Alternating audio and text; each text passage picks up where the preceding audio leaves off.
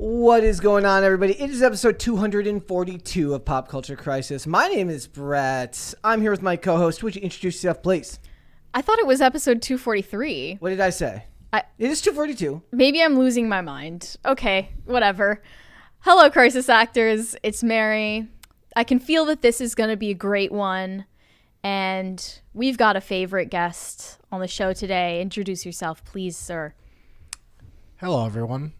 Mis amigos. Dane Font here. Marketing man extraordinaire. Patron saint of White Boy Summer. And just general nice guy. Yes, he's one of the nicest guys you'll ever meet. I think so. We got a bunch of stuff to talk about today. So Dave Chappelle, as you can imagine, he angered some people when he did his monologue on Saturday Night Live. My takeaway from it is just that everyone needs to stop whining, but we'll get into it. He has some very good jokes that ride the line between what would be considered offensive and what isn't. He takes shots at just about everybody, which is what he's best at. We're going to talk about Wakanda Forever, the box office outcome, and the fact that Kevin Smith just can't seem to prevent himself from, getting emotional at yet another Marvel property. It's funny that happens. So emotional, okay? Why are you bullying him for having feelings? Meanwhile, me and you are always bullying people for crying during Marvel movies. Maybe we just think that, it seems a little bit silly that you cry during a Marvel movie, but that's just me. We are also going to talk about this very interesting article about a sign language interpreter who was fired from the Lion King Broadway. I was just saying live action play, but they're all live action plays, believe it or not. He was fired from the Lion King Broadway show for particularly abhorrent reasons. We will get into that in a little bit. And then also Sydney Sweeney got naked on camera, and now she's mad because her family's been dragged into that. We got that. And then we have Meme Review. So we got a bunch of stuff to get into today. So if you guys are ready, we will just get right into it. Mary, are we ready? Let's go. Dane, are we ready? Not only am I ready, I'm pretty excited. Okay. Well, that's good. We look for Dane's approval here.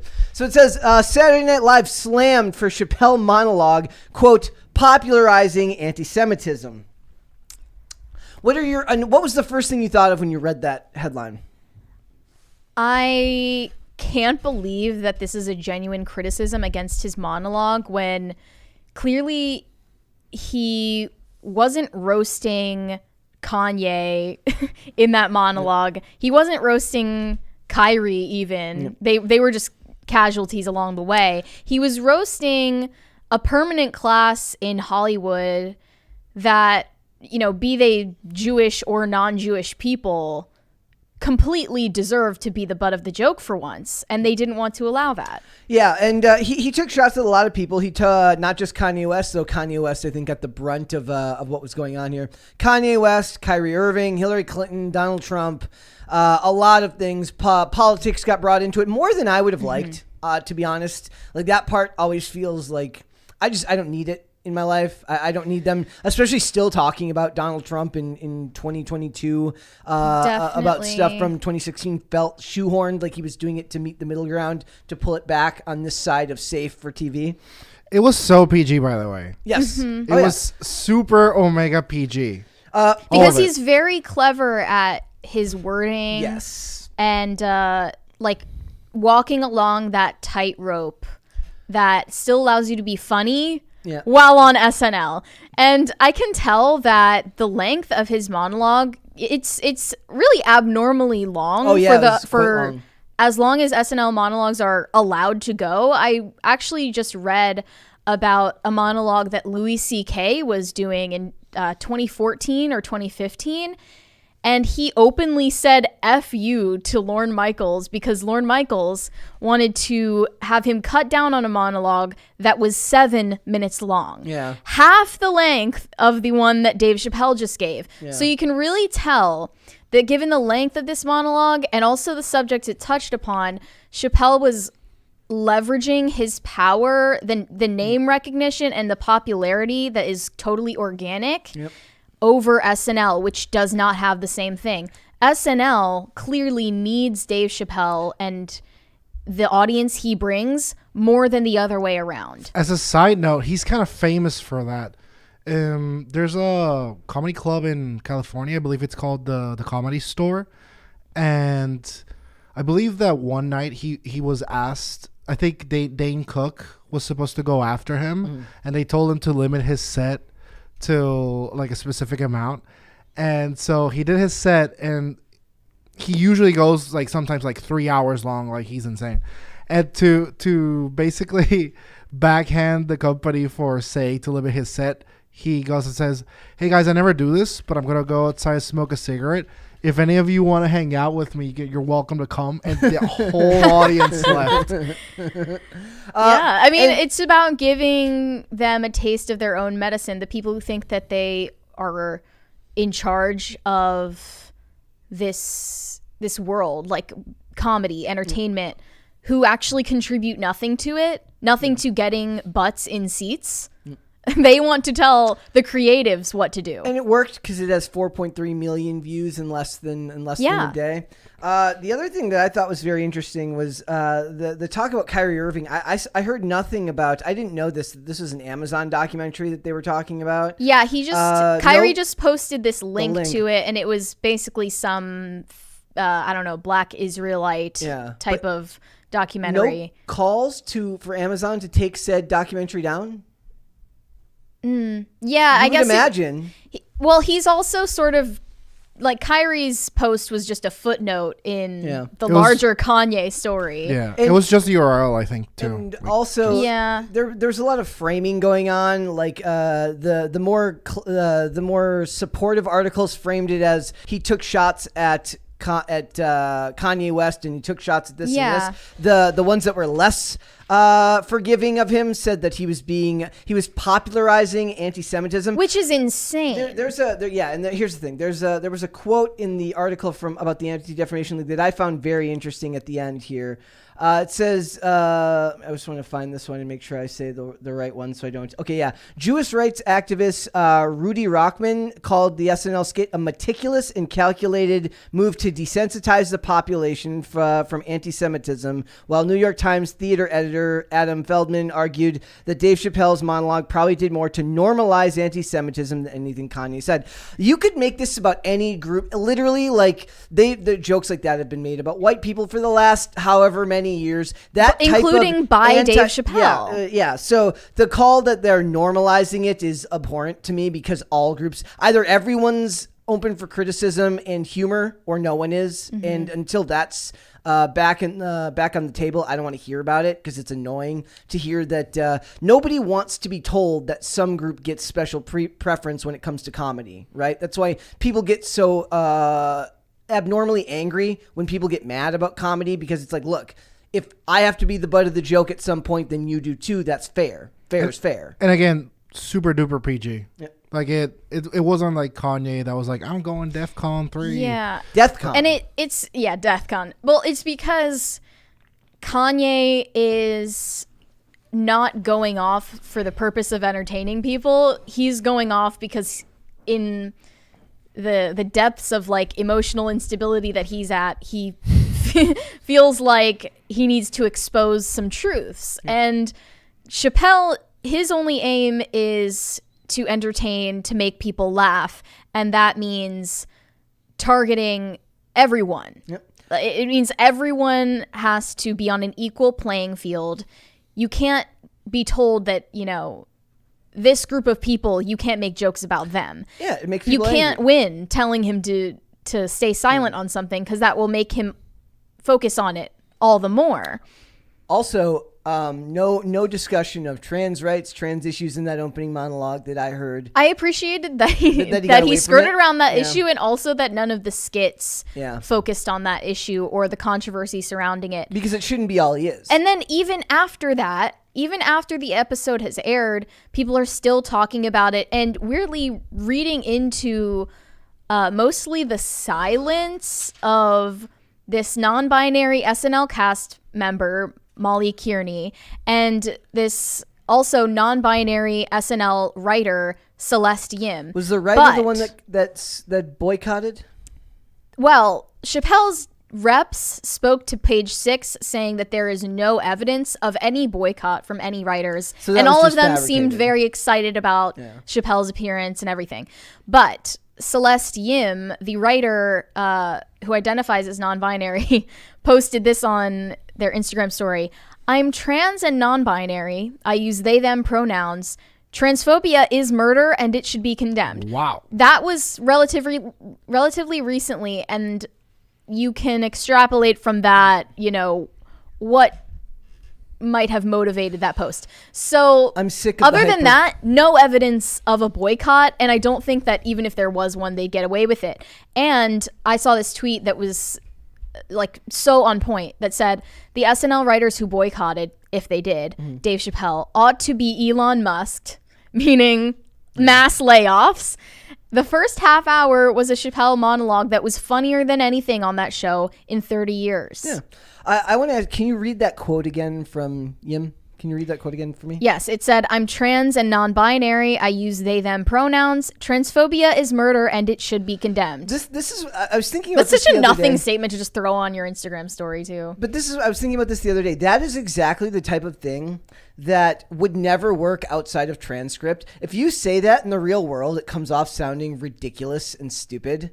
But like written down on someone's social media page, you can get a call to action from something like that because everyone reads it in their head, in their own tone of voice, right? So it's just the type of hyperbole that doesn't work in the real world unless you're giving some really good speech, and even then, it's hyperbolic and people can tell it's hyperbolic. Yeah. That's literally the consequence of the internet. The transcript world we live in created that type of hyperbole that drives so much of the language of that it normalized anti-Semitism, and that it was a calculated move to desensitize the population from anti-Semitism. That's the type of stuff that doesn't sound as good when it's actually said out loud than when it's typed. And this is that somber, grim, scolding school teacher tone that so-called comedians are taking and expecting the same results.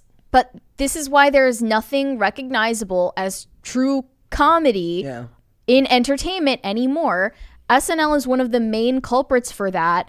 And I think inviting Dave Chappelle on and not going out of their way to silence him because they don't have the power to do that anyway is maybe the beginning of a step in the right direction to recover SNL to its previous prestige in that space. But Chappelle was saying that the supposed writers that were walking off set, like they were actually working with him and they were like perfectly fine. Yeah. So I wonder how much of this is just generated. Manufactured. Yeah, to create some hubbub. Plus, nobody cares about Saturday Night Live anymore and haven't for a long time. Honestly. Ever since Lonely Island left, it's... Yeah, well, everyone loves Andy Samberg, which reminds me I need to watch Hot Rod again. Anybody ever seen Hot Rod? That movie's incredible. Yeah. Cool I don't know Beans- why my younger brother was like very fixated on that movie. He loved that movie. The soundtrack. He's a legend then.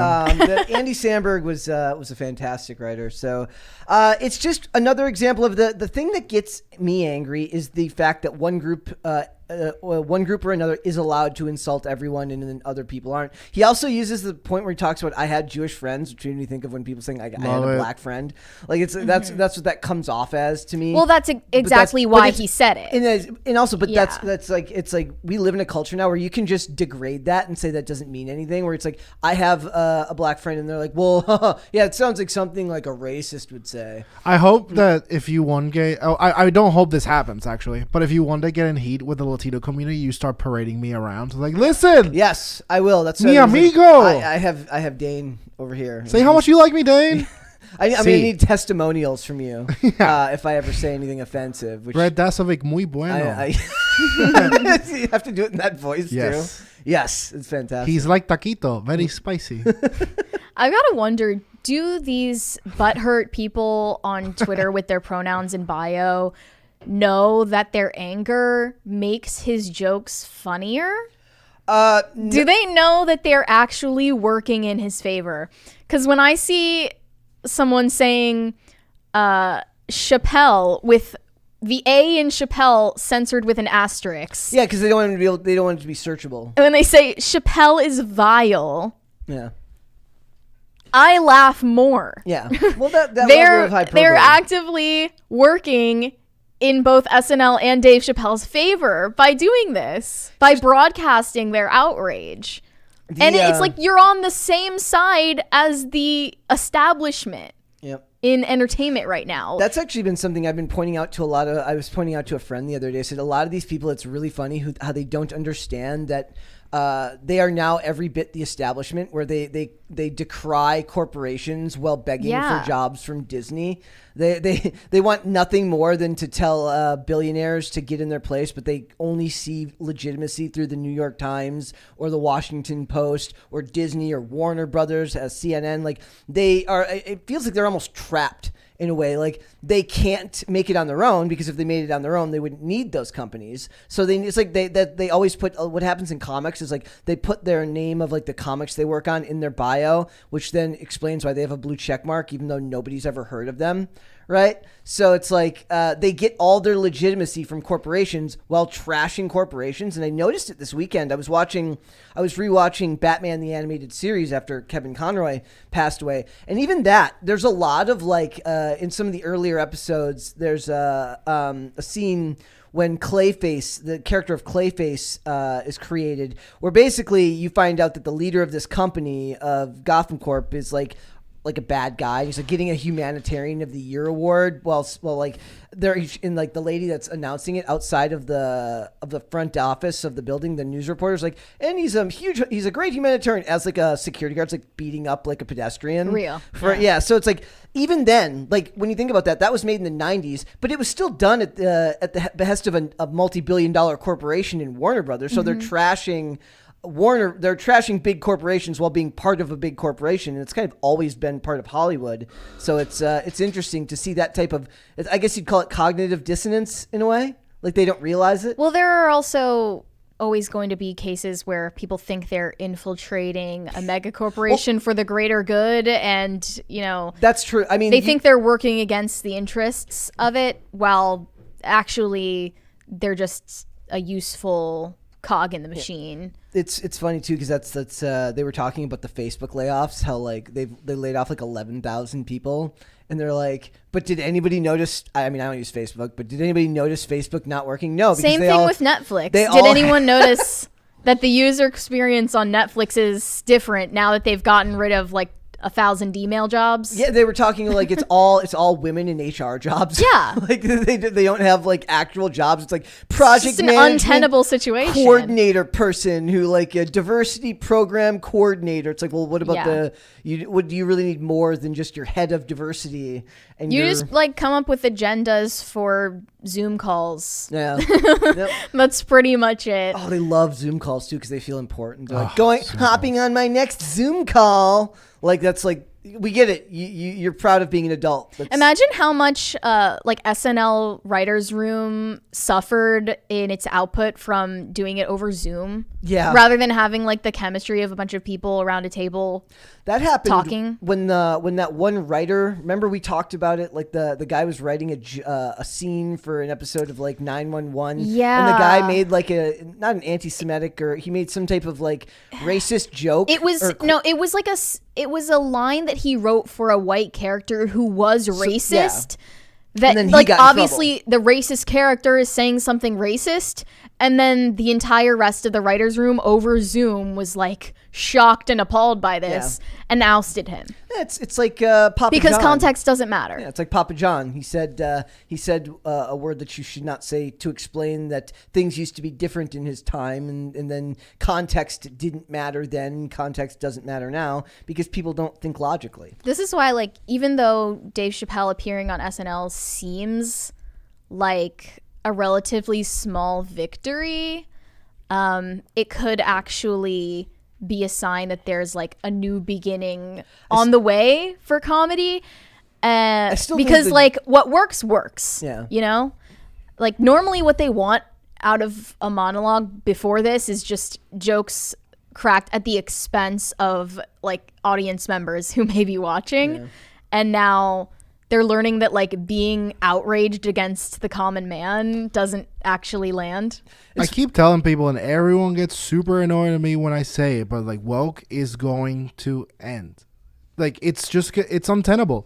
It's just gonna stay with losers on the internet, predominantly on Tumblr and whatever.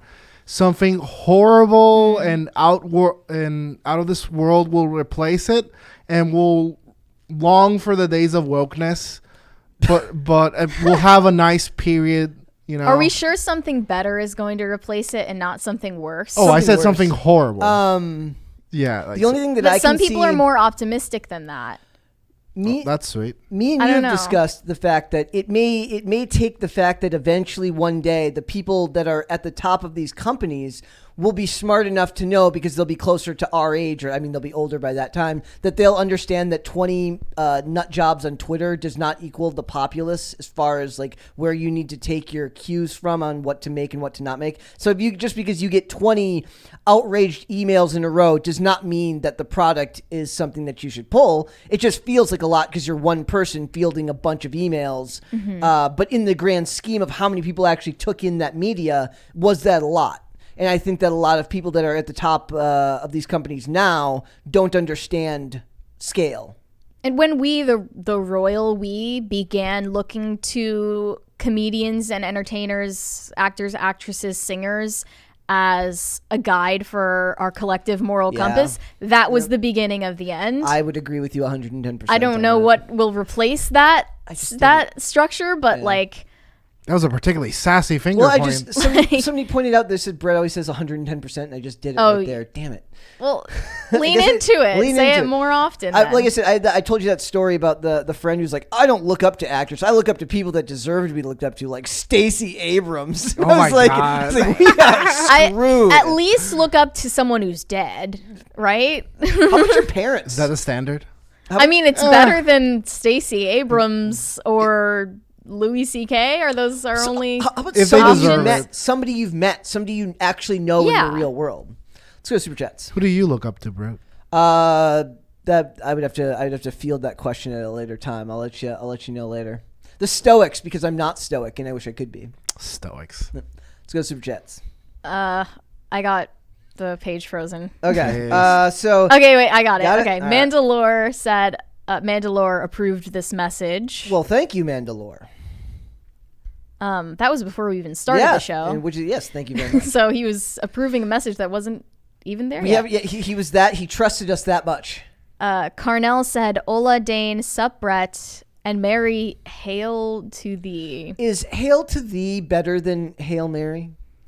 A little bit, A little bit, just a tiny bit. yeah. Still a little jarring.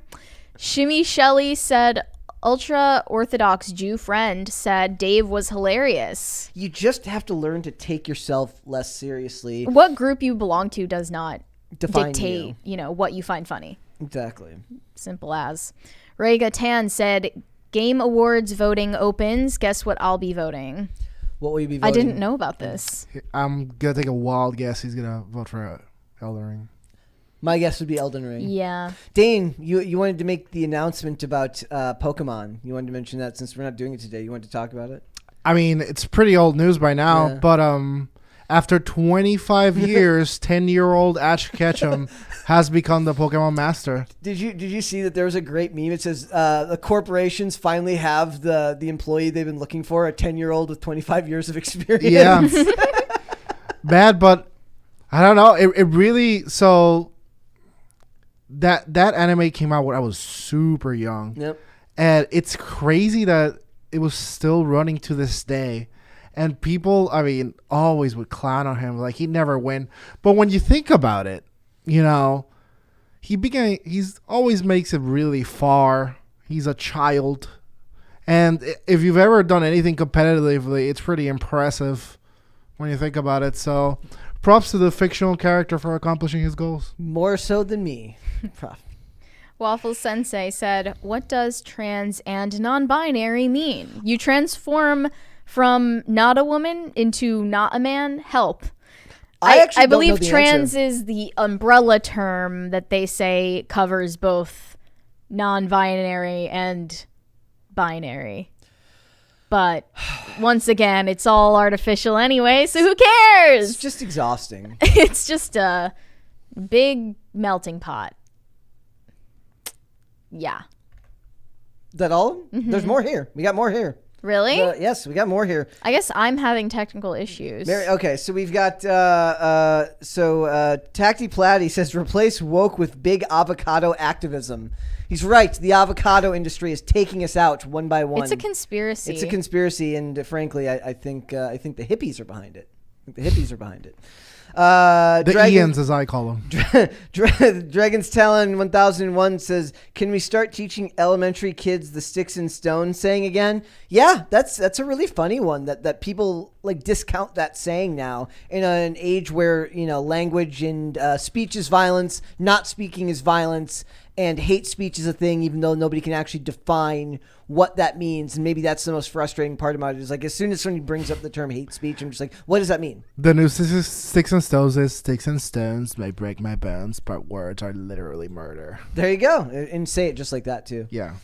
All right. We are having some technical difficulties here. I can read this one. No, as far Is as that it's not just me, right? It's you too. No, I've got them on here, but the money guns are not. We're like my gun jammed. Like oh no. Common sense gun control is not working. Dane, I almost thought that you were about to throw like a solid brick of money at me. That would have been funny. Let's try this Think again. fast, kid. Okay. That's not as scary. All right. So it says so 1,000 Are there foot more? Yep, 1,000 foot deep end says, How "Oh am I goodness, missing I it? didn't mean to make you self-conscious about saying 110%, Brett. I'm sorry. Don't worry. I make myself plenty uncomfortable and self-conscious all the time, all on my own. It does not matter if other people say that. I have plenty of things that I'm self-conscious about." And we have one more from Brie Louise says, when you are going on a date, you put on a shirt and ride your bike to the date. Rod Kimball. Maybe we should have like a watch party for Hot Rod. I've already watched it so many times after my brother forced me to. We should listen to the soundtrack on air. That's what we should do. All right, no, guys. there's definitely what movie should we all see together? I feel like there's one. At least Wayne's World. Yes. That would make sense. That's a great unifier. I found that I've never had a conversation with a person who felt like Wayne's World was wasn't as good as it actually is. Like most people tend to agree on it if they've seen it. If they're older and they haven't seen it, I saw it so long ago. It's a masterpiece, guys. All right, we're moving on, and we're gonna hopefully the money guns are fixed later, but otherwise we're just gonna read the super chats as we go, and we'll figure it out. Yeah. So it says, Twitter reacts to Kevin Smith crying over Black Panther: Wakanda Forever, because of course he is, because it's Kevin Smith and he's got to cry. I love the preachy question. Are we really cyberbullying someone for having feelings? Yes. Firstly, the answer is yes. But not only that, you are intentionally being obtuse and reducing the situation. Obviously, it's not just Kevin Smith having feelings that we are clowning on him for.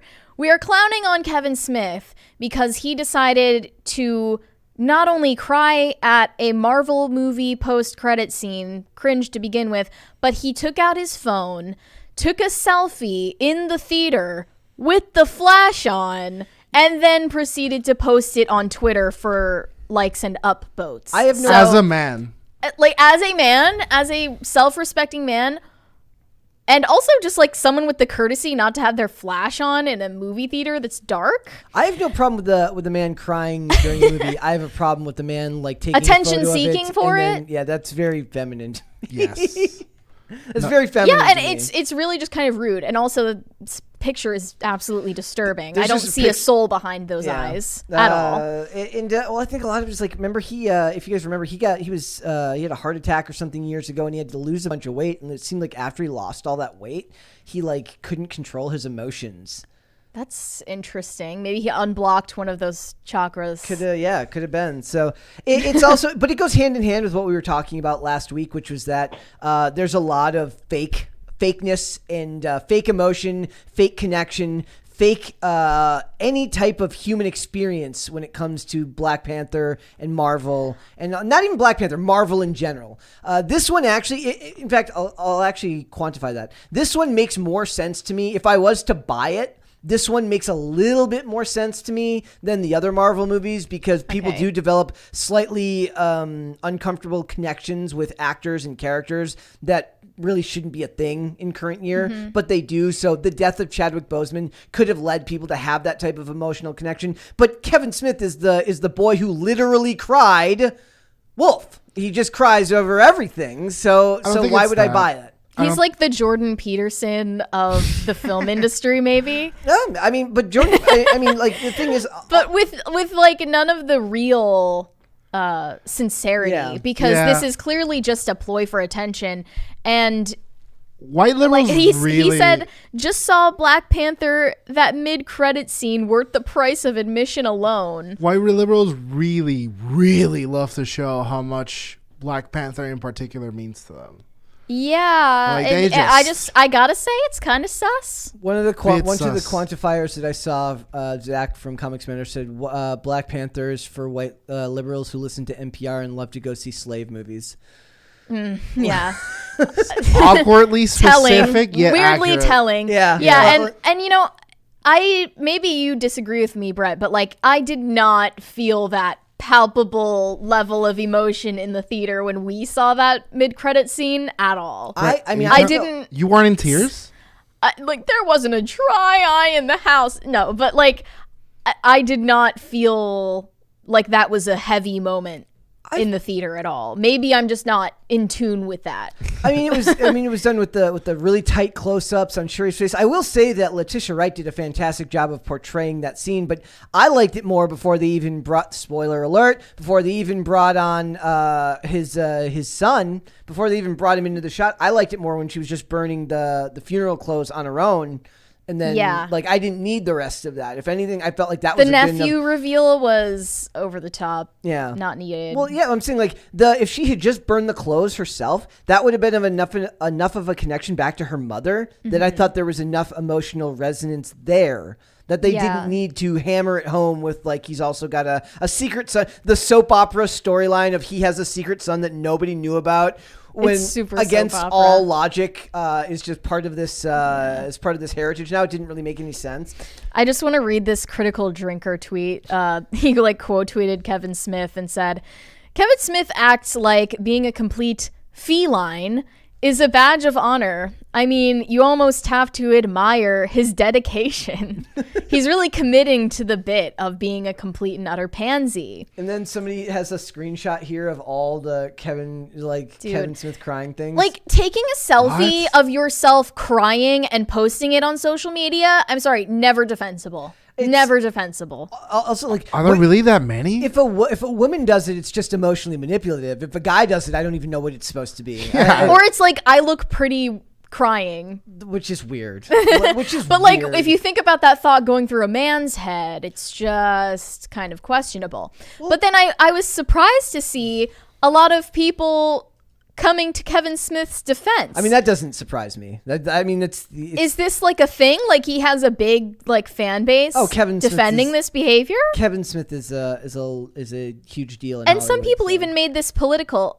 This one person said, Kevin Smith is trending. Don't bother looking. It's mostly right wingers pretending that they've never cried. Yeah. Like it's not even about crying. Nope. No one is clowning on him for having feelings about a movie. I'm sure everyone has felt strongly about a movie before. It's about posting the selfie of your front-facing flash camera and your soulless, teary eyes on Twitter. It's very straw man. What annoys me about this is similar to how some people are just flippant with the word "I love you" or the phrase. I guess I love you. It's that it's the minimization of the action. You know, when you cry, I mean, you can cry as much as you want, but like when you cry, it's supposed to come from somewhere. It's supposed to reflect something. And even the action of making it a photo op, which will then be used for an external purpose later, completely defiles the whole purpose. Absolutely of crime. Disgusting. Yeah. And I tell you, it just troubles me as much as like when people have just met you and they're like, "Oh my god, I love this about you. We're best I friends. love you." It's like you do hey, not. That's a woman thing though. That's a woman thing to be like besties with girls that they hate and like talk crap Oh my behind God, their yeah. back. I mean, it's not even nonstop. about hate, but like that over familiarity and that feeling is what I get from Kevin Smith's online behavior. Is you are just way overly familiar with strangers on the internet who don't know you, don't care about you, and you shouldn't expect them to. Anytime I see like a famous person on Instagram posts a picture and like the top comment is some other famous person who leaves some comment that's like, oh my God, like we had the best time this way, it never comes off as sincere or honest. It feels like, if anything, the tears, taking the time out of your day to document such an emotional experience feels like it's just a mirror back onto the fakeness of social media and culture. That's why people joke that like your closest friends are the ones you've never taken a selfie with, or you have like no social media public ties whatsoever. Yeah. You have like maybe one fuzzy picture with them because you're actually enjoying your time together when you're this together. is the issue with the hive mind, like I don't know how you want to name it, the wokes, the progressives, the whatevers, is that they do everything so flippantly often that it means nothing. They use so many hyperbolic pejoratives so often they mean nothing. They use words like murder and hate and Nazi so often they mean nothing. And now it's not only words, it's actions, weeping, like crying. Now I couldn't even believe how many pictures of him were that's crying. why That's I called it like Pentecostal, yay, like money guns. religious emotivism. Yay, the guns work now.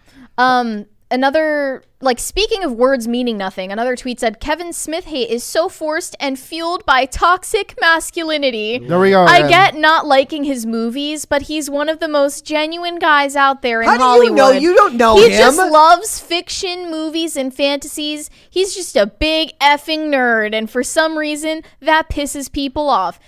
Also, the word genuine. He cries for everything. How is that genuine? He's a words shill. mean something. I mean, I mean no disrespect to him, but it's just. I mean, I do. I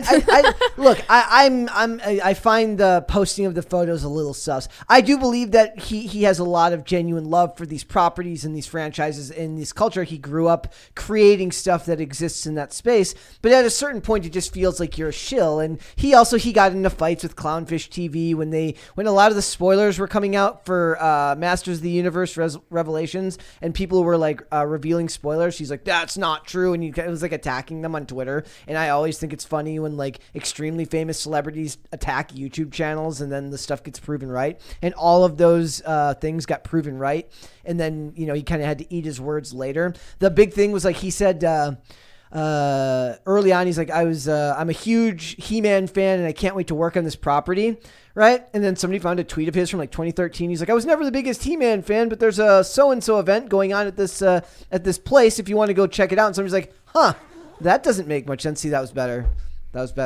So are we sure that the stream is working? Did we lose it? I don't know. I got a message that it was frozen, but as long as the chat isn't telling us so, and I think we're okay. I still have good connection. Are we good, guys? Yeah. Chat, if you can hear me, write based in chat. I think we're all right. Guys, if you wanna let us know if it's the chat, if everything's going good, you just let us know in the chat that we're still live here. It's a weird day today. It is. We're up in the air. It's our go off day. So this is really not fair. The crisis meter is frozen, guys. So there is a problem there. So we're gonna keep going. And we're gonna keep going. So yes, and that's our only choice. We apologize about the crisis meter, but the stream is good, so we're gonna keep on going. Okay. Speaking of which, I want to talk a little bit more about Black Panther and the other things going on with it, which was that it's in doubt of making $1 billion, even though it did make $180 million domestic this weekend, which is down from $202 million for Black Panther 1. But if you think about it, that's before inflation, so it actually made quite a bit less than the first Black Panther did. I could get used to Okay. this. It came in. It's the number 2 opening weekend movie of the year behind Doctor Strange in the Multiverse of Madness, which opened to 187 million, and it is the 8th highest grossing MCU, or it's the 8th highest opening MCU movie. The rest of which were all Avengers movies. Black Panther 1 and Spider-Man: No Way Home. What is so funny, my friend? I don't know. I don't see an end to Marvel movies now. I was thinking about this the other day. I was talking to somebody who said that they'll become passé and eventually nobody will care about them anymore. But I don't know if I buy that. It used to be that when corporations were more decentralized, you could expect new trends to take over. But these companies are literally so big that they will just force it forward and you won't have a choice. And like I said, we went to the theater. It was packed. There was plenty of people there laughing at all the bad jokes. And I liked it. I thought the movie was fine. Like the first one was really good. I generally like the first Black Panther a lot. I haven't seen this one, but I want to read a few comments from our Instagram page that pertain to this. Actually, okay, they're pretty insightful. One said, "Same like when I was saying I have this inexplicable animosity toward Marvel and I can't tell why." Someone said, "Same, Marvel had its time to shine, but after 10,000 fighting movies, yes, it's time to see Marvel fade out into the nothingness of the universe." Another one said, "If I had to guess, the animosity it probably comes from the gradually shittier content Marvel has been producing, CGI as well as making a dead actor's corpse into a mannequin for them to profit off of. That and the fact that everything that company has produced was nonstop fighting movies." Yeah. See, these two people say, like, the action all blends together. None of it means anything. There's no finality to death. I think that there is a market to move on for fighting. I don't think fighting movies go away. I think live action fighting movies come back, like John Wick. Like when it feels like, even that one feels like there's not no like stakes. overpowered. Yeah, even that one feels like it's got no stakes. He like literally fell off the top of a building in the last one, and he's like kind of okay. But it's Keanu Reeves, so I can I will forgive him the way that I will give him the benefit of the doubt. The way those people on Twitter were giving Kevin Smith the benefit of the doubt. There's so many films. Apparently. Like there's so many film students in the U.S. like make movies, guys. Like, why are there better independent movies that like break the scene? And also we should talk about better writers too, because there was a lot of people talking about how there was a plethora of racial stereotypes and racism in this movie. Now I'm going to be honest. When Tim came back and he mentioned this to me before we had gone to see it, when I watched the movie, I mean, it's there, I guess, but I was able to lose myself enough behind the characters in the world that they had created that I didn't see it that way, though that's clearly, when you're at the writing phase, that's different. The thought had to go into making those characters that way, so it's there, but I didn't notice it. I don't know if I would have noticed it until Tim had mentioned it. If the argument is that the stereotyping was unfair to the black characters in the movie, then I think there's all around. Well, I think it was mainly like anti-white sentiment in it, but if you're arguing it about the stereotypes of black characters in the movie, I understand it from the angle that they are portraying this extremely overpowered, high-tech science fiction society in Africa that still is flinging spears and carrying buckets on their heads. Like they have all of the technology that they laser beam up into UFOs. They have like this insane like unobtainable substance that gives them power over all the other nations on the earth. But isn't yet they still resemble like real world conditions of like struggling developing African countries? That is kind of weird. But I always look at that stuff as more artistic choice. It's like cyberpunk. It's like the tone of cyberpunk, right? I'm like, not saying I agree with it. It's the blending. I think they're talking more about race relations between African American. Well, in this case, not African Americans. Wakandans blacks and Mexicans. That was the proxy. But also, war. I saw disagreements about the way that the Wakandan and American conflict was portrayed. So like some people are saying that this critique and this central theme of like corruption from the US government is saying there are only a few bad apples instead of painting with a broad brush that all of it is evil.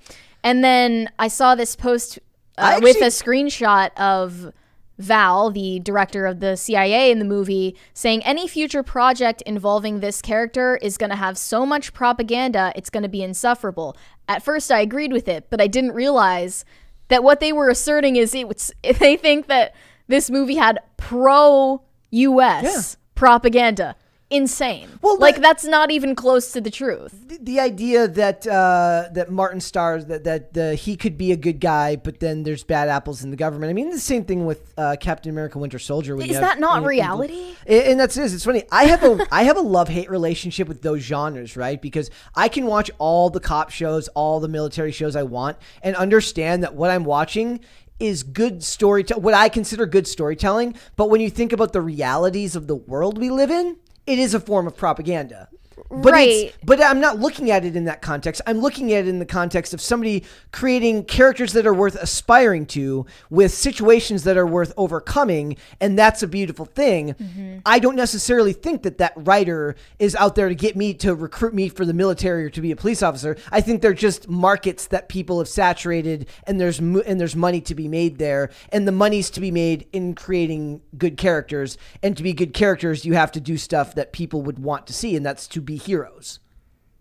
Yeah, I mean, like when we watch when we talked about the SVU storyline. When we talked about SVU, we've pretty much covered that it's all but statistically proven that these cop shows, SVU specifically, but also as a broader theme, definitely condition people to think that victims get justice more often than they do, that cops are more proactive in these cases than they are, or that they progress faster than they actually do in the real world.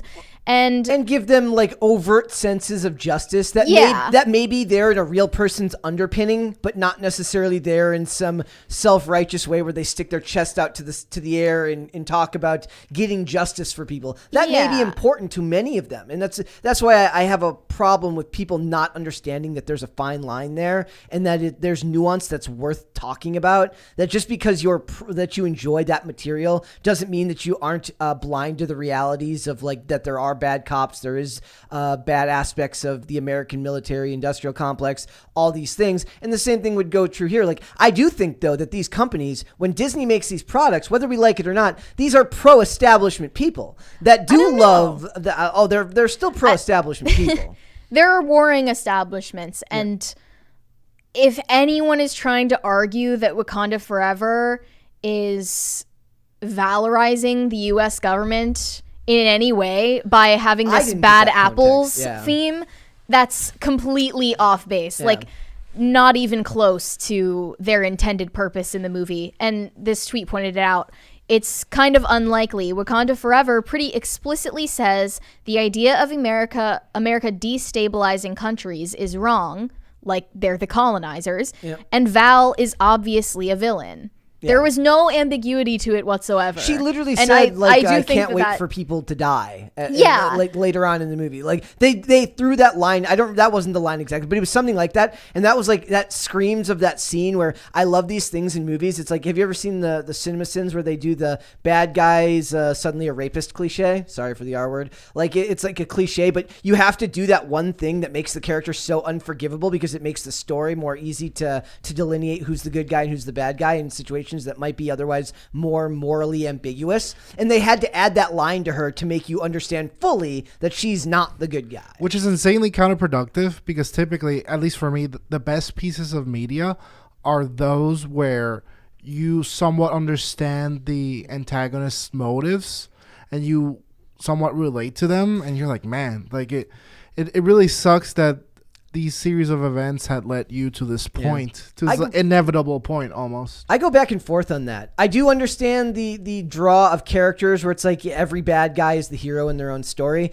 But at the same time, sometimes I just like a mustache twirling villain that's just out to destroy the world just because they said so, because they want to. Like, I love the simplicity of that story because I don't think that most of Hollywood has proven in recent years that they're capable of telling a more complex story anyways. It all depends on the Go back writing. to basics.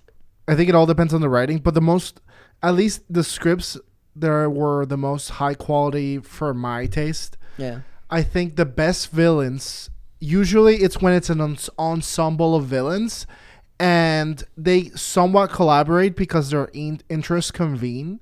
However, they all have their own individual thing going, which is, I think, the most true to life version that it is, because typically people that are unlikable or you see them with certain characteristics, it's typically because they're so selfish with their own self-interest that, you know, they don't have room to collaborate with anything else. Yeah. So like everyone's seen as a means to an end.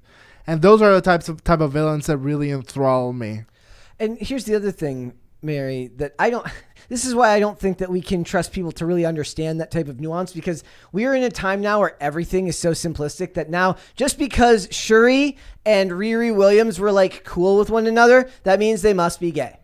Yeah, and we've talked about this recurring theme a lot with like male friendships in media. You're not allowed to just be dudes that are friends anymore. Yeah, like there's no such thing as like just a wholesome bromance. Shipping ruined plotline. This is shipping and like chronically and online Tumblr. MCU stands In Tumblr. and specifically Tumblr So it says are to blame for a lot of this creepy this creepy behavior on the internet. So basically, in the movie, Shuri goes to is it MIT or is it Caltech? It's MIT. She goes to MIT to take Riri Williams back to Wakanda. And I will say that one thing. I will give them this. They made Riri Williams absolutely insufferable in this movie, which means they are okay with making things comic book accurate. It's just not the stuff we want to be comic book accurate because she's insufferable in the comics. And basically, the idea here is that because they're like friendly with each other and they kind of smile at one another, well, that must mean they must be gay, because this is the world we live in now where there's no such, there are no defining lines to anything. Yeah, and I also saw an argument that just because Shuri was trying to make sure that Namor didn't kill Riri, the scientist, that means that she's in love with her. Well, so did the Like, there's just no nuance. So did the Queen. Was the Queen in love with her? Because that would be kind of creepy. Right. Because the Queen is super old. Yeah, and also, like, they aged Riri up for the movie. Yes, from I think she was 16 in it to 19. Also, not only that, but like she's portrayed as far less mature than both Shuri and Vermonda. She is exactly how. If you wanted to teach a master class on how to make a character that nobody could possibly like, she is a very, very good example of that. Mm-hmm. She is. She's kind of glib. She's extremely not self-righteous, but she is kind of self-righteous in a lot of ways when she talks about how everyone underestimates her and everything. And she's very snarky, and the snark feels like 90s snark in a world like I thought at first it was done on purpose to show a sort of a linguistic callback to like America. Like the Wakandans have their accent and they have this very, very pronounced way of speaking that is more formal. And then you hear this kid from the US who, let's face it, if she was going to MIT, I don't know if I buy that she would sound like that. I would assume that she would sound... Well, that's because you're racist. I would assume that she would sound more, I don't know, professional. Maybe I'm wrong. I don't know. Like it didn't feel real. It felt like a Hollywood example of what they were like, wouldn't it be cool if this person went to MIT? It didn't ring true to anything in the real world. And it was just really, really unlikable. All of the characters who were supposed to be likable were not likable. The characters who were I supposed to disagree. be frightening were not frightening. I think Shuri. I think you're Aside supposed to. from Shuri. Yes, I think. I think Okoye is exactly how she's supposed to be in that movie, and I think that works for her. She's she's a bit emotionally distant. She's closed off because of her military role. I think Okoye and Shuri are really the ones that carry that movie, with help from Angela Bassett with Ramonda's two speeches that she gave that I felt she did really, really well. I actually engaged with someone, and I normally don't really get into those types of things online, talking about how I felt like her reaction to Okoye losing Shuri made sense, because even though, yes, she should have taken responsibility for it, I don't feel like logic is going to be how a person reacts in a situation like that. I think blaming someone else for something you might have had a hand in felt kind of unbelievably human to me. So yeah, that made sense. I just see. Okay, I want to say firstly, Namor was not an intimidating villain at all. And that's his physique and the way he comes across on camera.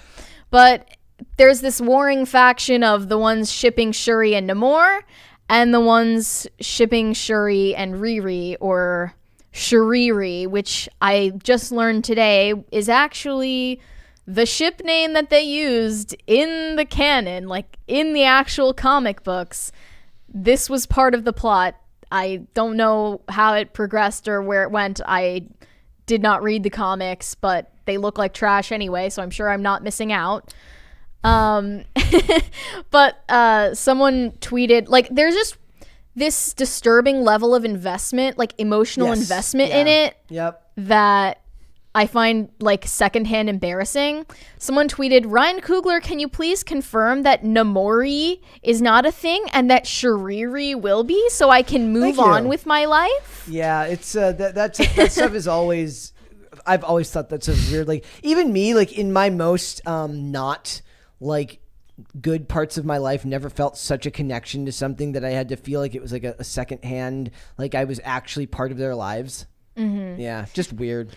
Honestly, I wonder where this whole shipping phenomenon, I mean, I know where it arises physically, but psychologically where it arises. I wonder how village matchmakers. It goes all the way back to moonlighting. In Hollywood, it goes all the way back to moonlighting and stuff there. But that type of thing with characters, the X-Files with Mulder and Scully, that stuff has been going on for as long as we can imagine. And I think a lot of it is now we're in an age now where people are they're lonelier than they used to be. That's what I wanted to get to. I feel that some people are just so terminally online. Yeah. That I know, and I don't want to say names, but I know people in my life that have completely given up on dating and finding a partner and anything. And I don't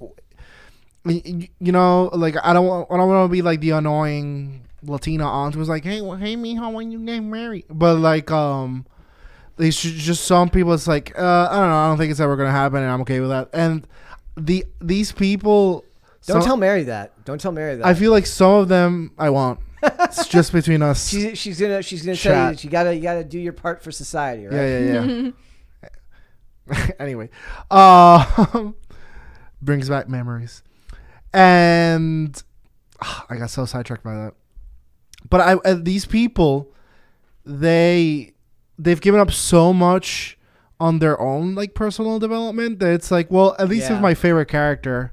Yeah. You're living vicariously through them, which is just sad. And it's kind of the next step from being a sports fan. It's I'm a champion as a result of these strangers. Yeah. Being very talented. I feel that way about politics. It feels very sports team oriented now. So let's also want to point out before we move on that they did the movie was edited in Kuwait.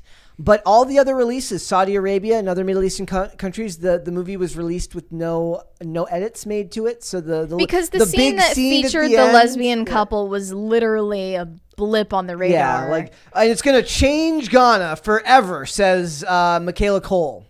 Yeah. Yes, it's gonna change forever. So let's go to Super Chats. Revolutionary.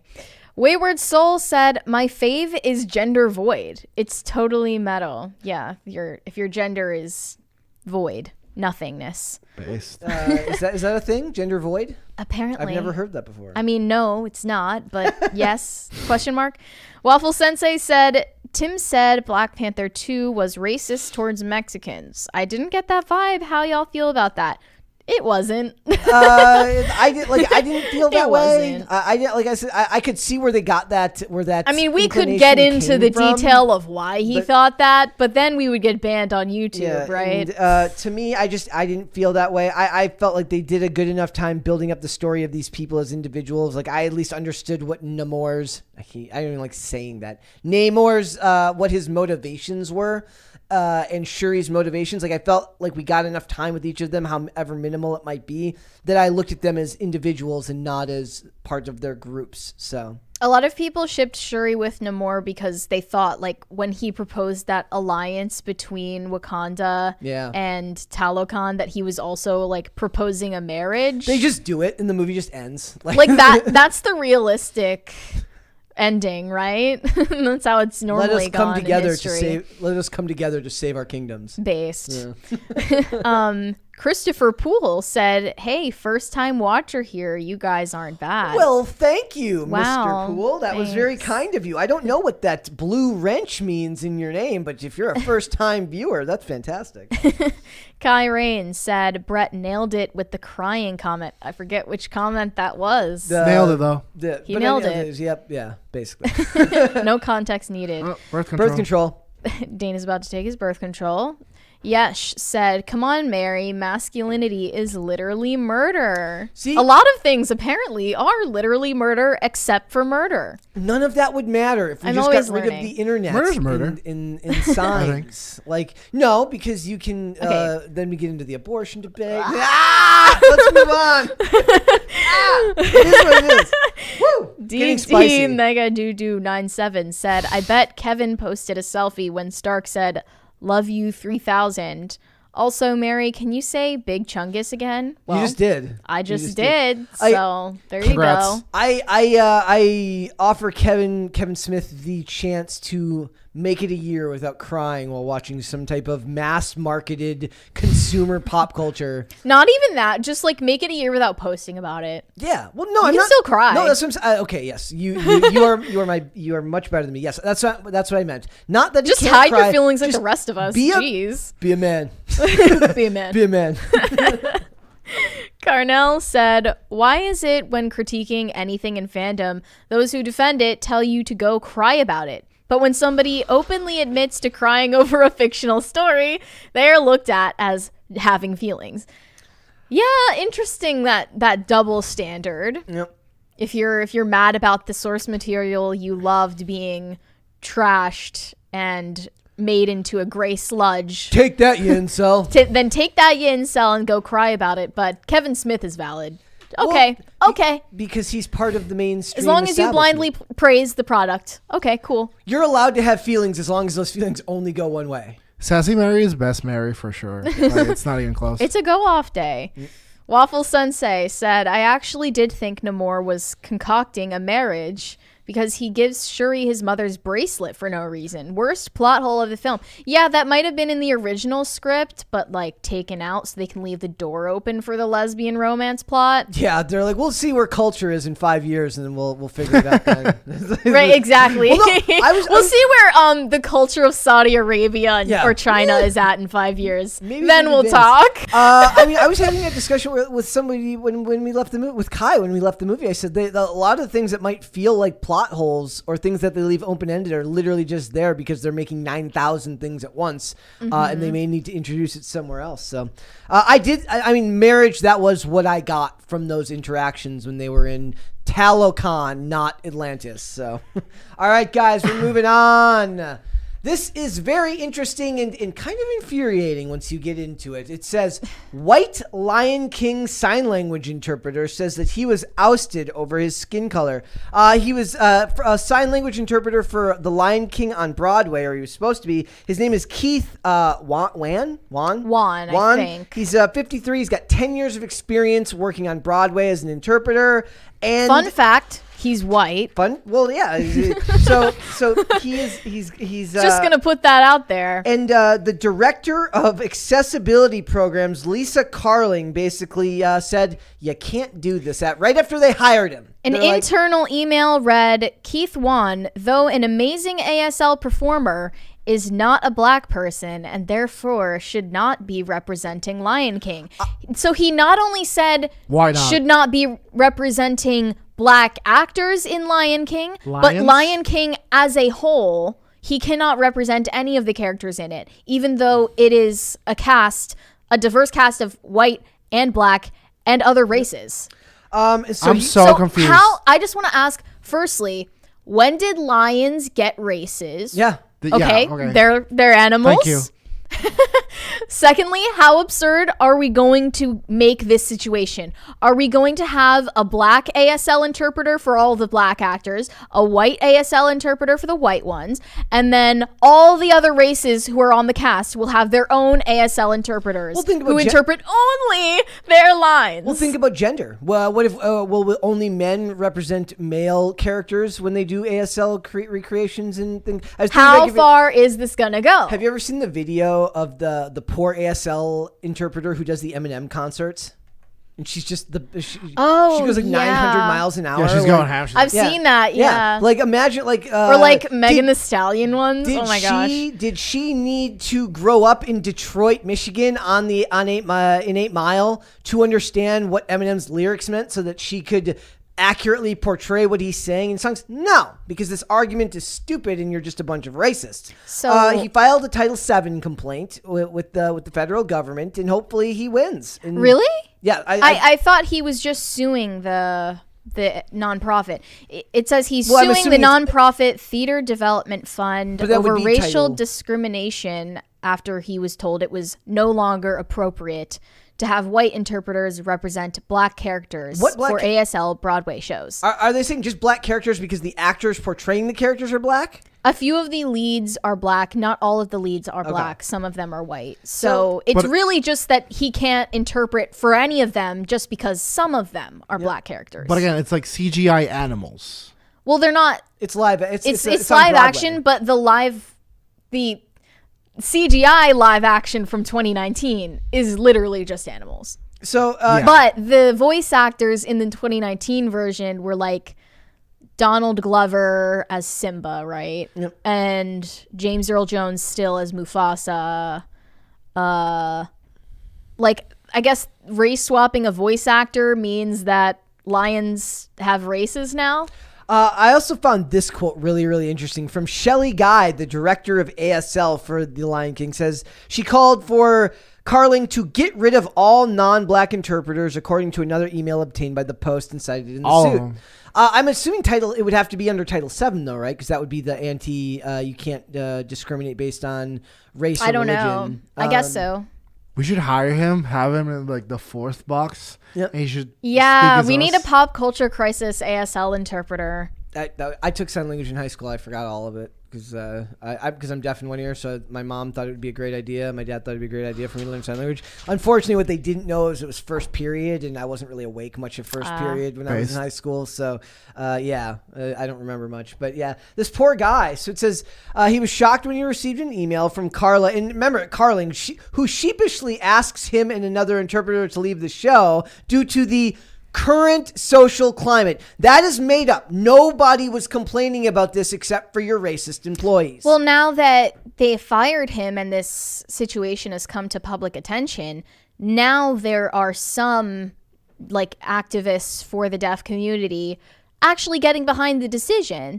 I saw this tweet saying, I've seen white interpreters have a tendency to take over and control for their own benefit for interpreting. But this should give to black interpreters this should be given to black interpreters to represent black characters for ASL Broadway shows. What does that even mean? I don't think it has nothing to do with skin color.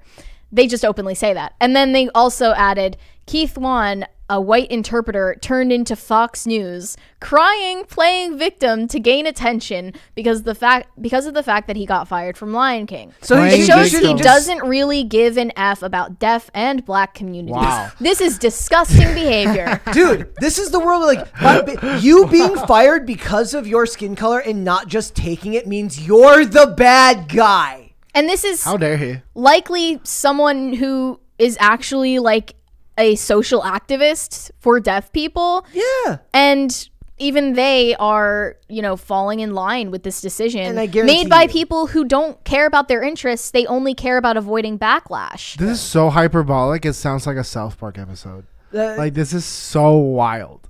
It's so his job was to be what? Like, yes, I would love to not be employed. Thank you. I'm so sorry for what my ancestors Sorry did. for party rocking. I'm gonna go slink off to the woods and just die Basically. because you decided I can't have a job. Like, or he can only work on all white productions. yeah, which is Is not a that thing not you twice as can't do anymore. discriminatory? I want to point out that Hamilton is still on Broadway. I saw a tweet that pointed out they thought that was hypocritical. Someone said, if a white sign language interpreter can't be used for Lion King, should black characters be canceled from roles in Hamilton? It's the same principle, but if you apply it without a double standard, then you end up in an impossible situation. Another person said, these days I feel like we are back in the 60s when it comes to race. The point was to come together, treat everyone the same. Boy, has the pendulum swung. A white interpreter for The Lion King was fired because he's white. He's good at his job. The employer agrees. So why? It's what the funniest part about this, whenever this type of stuff comes up, is the ultimate level, is like ultimo level gaslighting. When people are like, that's not true, that's not happening. Like that's what happened. Like anytime I've given up. Like I used to bring up to my friends, like these were the types of cases where I would bring them up to my friends and be like, look, this is going on. They'd be like, where'd you get your source? Fox News. I'm like, well, if that's the only place that will cover it, and I'm no fan of Fox, just like I'm not really a huge fan of MSNBC or CNN because I think they're all biased. But if that's the only place that will cover it, then what are you supposed to say? That it's not real? The guy didn't file the lawsuit, that Kevin Wan is a fake person that somebody made up in a lab somewhere? What? Again, the best part is like, oh, someone's complained that he lost his job for an unfair reason. You racist. Oh man, it Like, sounds what? like something a white supremacist would say. Take Truly. that, you incel. Yes. So It's actually insane. Like, again, the logic just doesn't follow. Can a black ASL interpreter interpret for the lines of white actors? yep. Yeah, Yeah, that's fine. I'm sure. Why? Uh, Why? It doesn't hold up to scrutiny. No, it doesn't. It doesn't, but it does, because you know what? Don't think about it and just go take your job loss and die in a corner, guy. That's what they want. They want you penniless. They want you broke, and they want you to stop complaining because of equity. They want in the name. And the funny thing is, this has permeated so far into culture. There's a company that makes like a company that I used to skate for that just released a women's skate and literally called it the equity model. I'm not kidding. Like, It's so it literally condescending. says equity on the side of the skate, and it's like, why are you bringing up? It's like might as well have called it the affirmative action. Like, Yeah. like who does that?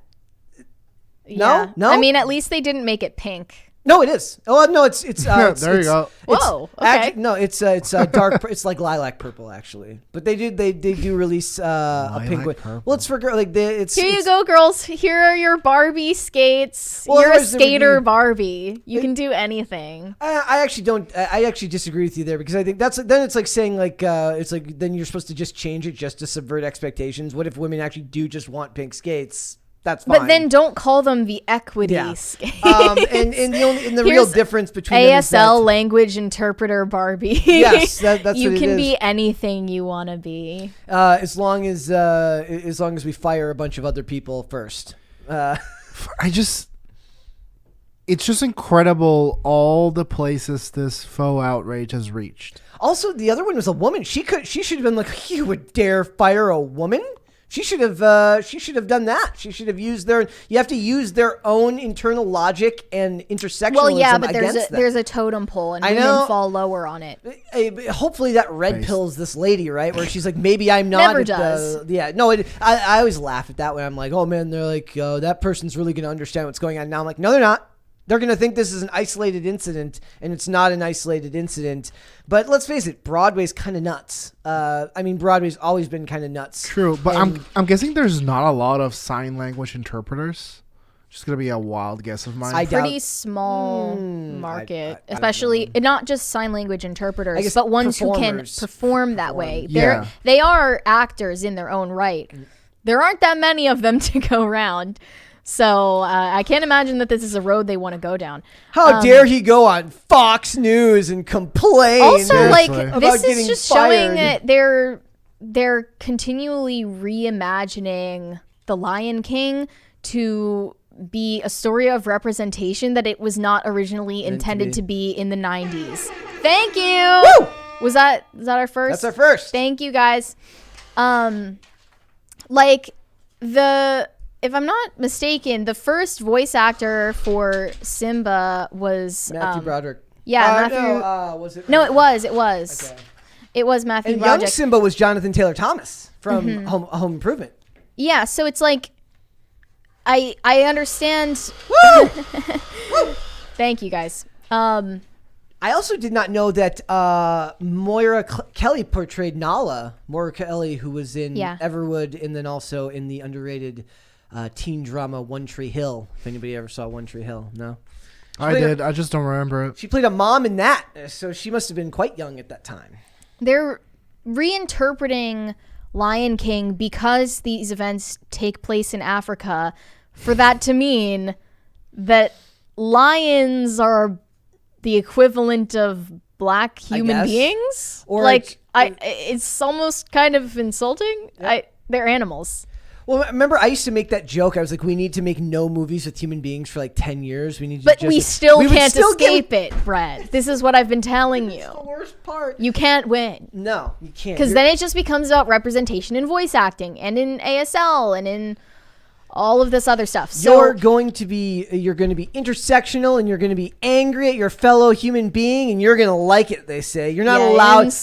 You're not allowed to actually believe in some type of unity or cohesion with society, because there's just too many things that divide us. And sometimes I do believe that we are too far gone as a society. Not to black pill anyone here. That throughout history, we are so heavily focused on what divides us and what makes us different from one another that we don't actually focus on the things that actually unite us. Like I said, bring back the term first world problems. Remember when everyone could get united around the concept that living here in America was kind of like winning the lottery, no matter what income class you were in, because it could be a whole lot worse? It just doesn't hit anymore. No. Like, it's just not, there used to be some cancellations where I was like, this is freaking outrageous, and this one is freaking outrageous, but it's just like, oh wow, that's a new and creative way to be a complete and utter racist. Yeah, like it's like it doesn't even shock you anymore. No, not at all. I mean, but in Hollywood, I expect nothing from these people. This is also part of an industry that's very heavily focused on who you know, right? So they're not heavily focused on qualifications. It's a lot of incestuous casting, meaning that it's all people within the same demographics. And art, by its very nature, is subjective. So could this one performer, like whoever they hire, will probably be just as fine as him? I don't know. But who's going to be the judge of that, right? There's no definitive way to say that this guy was better than this guy in this type of art, because this guy's not going to be the one driving ticket sales. Yeah, that's not really the point, how good they are at the job. I'm saying that the problem is that they get away with it easier in a situation like this because of the subjectivity of the work they have to do. I think that they're at this point openly admitting that the white interpreter could be better at his job than the black interpreter.